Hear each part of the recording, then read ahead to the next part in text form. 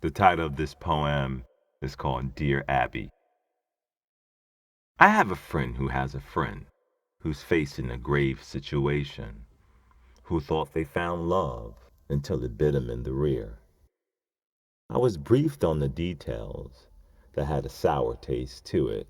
In order to get through it, I had to listen judiciously. Woe is me, woe is me. It's now 3:15 a.m. in the morning, listening to this malarkey. I felt sorry and remorseful, yet what could I do? I've been burned by love before, infidelity, betrayal, and unfaithfulness. Help me, dear Abby, to sort through this mess. Better yet, what do you suggest? From a friend who has a friend.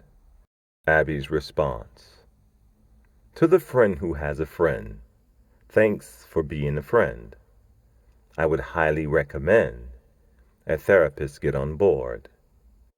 The remedy to this problem isn't a quick fix. However, when love's involved, it takes on a different connotation. The roots of infidelity is part of the human race.